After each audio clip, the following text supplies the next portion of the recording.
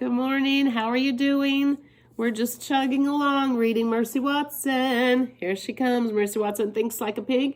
It is written by Kate DiCamillo, illustrated by Chris Van Dusen. Today we are reading chapters 8 and 9. There are the pictures. At 54 Deckawoo Drive, Mercy was on the couch taking an after-toast nap. She was snoring. "What a peaceful afternoon," said Mrs. Watson. "Indeed," said Mr. Watson, and there was a knock, knock, knock. "Someone is at the back door, Mrs. Watson." "I'll get it," said Mr. Watson. He went into the kitchen. "Come on, baby," said Mr. Watson. "I can't," said baby. "Something terrible is going to happen." "It is?" "An unmentionable horror approaches." Look at her. "It does?" Look at these. "Oh, Mr. Watson," said baby Lincoln, "you must protect her." "Protect her?" said Mr. Watson. "Protect who?" Baby threw herself into Mr. Watson's arms. She began to cry.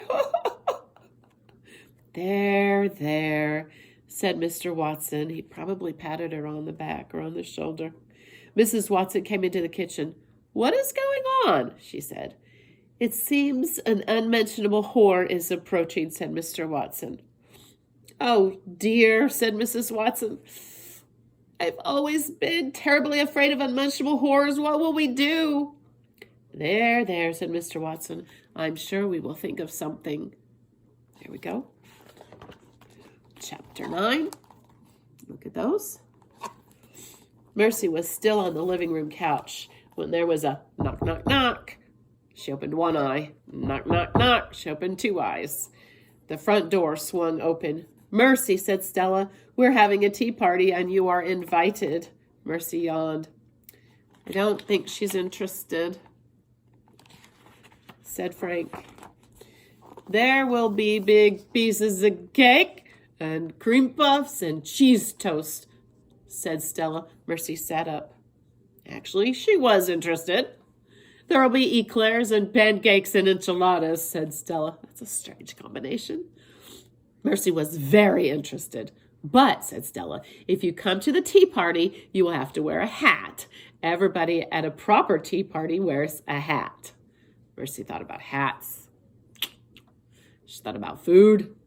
She got off the couch, and she followed Frank and Stella out the front door. That is the end of chapter 8 and 9. We are talking about our read aloud before you watch the video. I have let me go over the vocab first so I don't forget it like I did earlier and had to redo the video. Uh-oh. Remember, we always have redos. It's okay. It's okay to make a mistake. It's all right. You just try again. Remember? So here's our vocab. Commander-in-chief. Say commander-in-chief. Commander-in-chief. That's right. The commander or head of the entire military. This is another name for the President of the United States. He is the commander-in-chief of all of our soldiers, all our Army, all our Navy, and so on. Commander-in-chief. Continental Army. Say Continental Army. That's right. The army created by the Continental Congress during the time period in which the 13 British colonies existed. So it's the army when we had 13 colonies. We weren't even a country yet, but we had a little bit of an army. That's called the Continental Army. Okay. Declaration of Independence, a very, very important paper. In fact, I've seen the original. It is in the National Archives Museum in Washington, D.C. Oh my goodness, it's so important. This Declaration of Independence is a piece of paper. It says England, also known as Great Britain, and so on, remember. You're not our boss anymore. We can make our own decisions, and there, stop bossing us around. We don't want you to make any of our decisions. We'll do it all ourselves. Independence means you don't have any help. Okay? Declaration of Independence. the 4th of July. Why is we celebrate the 4th of July, but do you know why?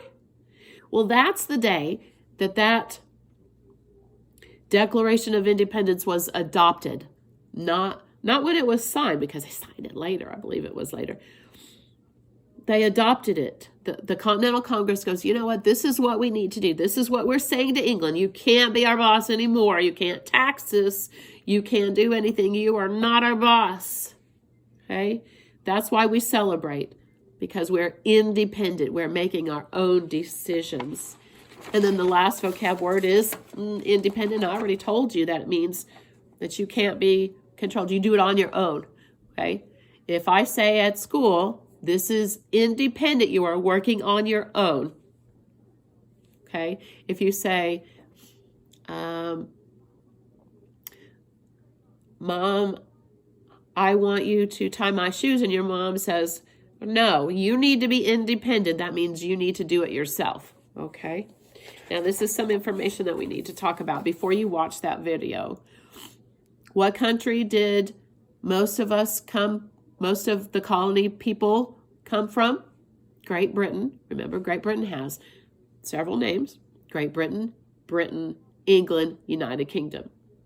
And how many different colonies or places were there people living in our country before it was a country? 13. That's an important number. Okay. As a aha moment, think about the flag. There are 13 stripes on that flag, and that means each of those colonies in the beginning of our country before it was a country. Okay, that's where we get the 13 stripes in our flag. Okay. Who tried to tell us what to do? Who tried to control us? The British. The King of England. Okay. When the colonists needed more people to help them clear the land, who did they get? They brought slaves over. Remember, slaves didn't have any rights. They were told everything. They didn't have any freedom whatsoever. None at all. Okay. Why was the British king taxing us? Remember, we were pretty mad about the taxes. Why?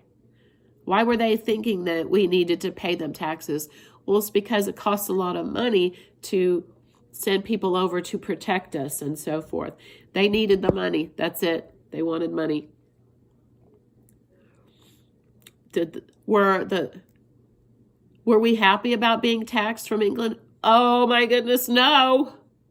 It's not fair. We didn't have any say in what those taxes were for or anything. We didn't have any people standing up for us. We were mad. So because the British said we're going to tax the tea and other things, lots of other things too, we dumped the tea in the harbor in the water and destroyed it. That's called the Boston Tea Party. And what did the king do when he heard about that? He closed the port. That's where all the ships come in and they can be unloaded. He said nobody can send supplies out to sell them. Nobody can bring supplies in. Close the port. Oh boy. We were very angry about that. Now, the First Continental Congress, those were people from each colony, representatives, people who go instead of everybody. Everybody couldn't go. They were the first people who got together and they go, what are we going to do about Great Britain? They are messing with us. We don't want them to mess with us. We want to be independent. Okay. This was after the Boston Tea Party. Okay. They got together. Now, if you are for the independence of our country, you are, I forgot the word. There we go. Patriot. Okay. If you go, we don't want England to interrupt us anymore. We don't want them to tell us what to do. They can't tax us. You are a patriot. Okay. Patriot. If you go, well, because there were some people, still some people who go, let's make nice. Let's be good. Let's just do what the king tells us to do because we don't know what to do otherwise. We're going to go with the king. Those were loyalists, okay? They wanted to be loyal to the king, to listen to the king, okay? So don't forget, patriots wanted the freedom. Loyalists wanted to stick with the king, okay? Now, you're going to listen carefully. This is your job for the Read Aloud for today. Listen carefully to find out how the colonists tried to solve the problems caused by the shot heard round the world. What in the world? You're going to learn about what in the world that means, okay? I will see you tomorrow. I love you. Bye.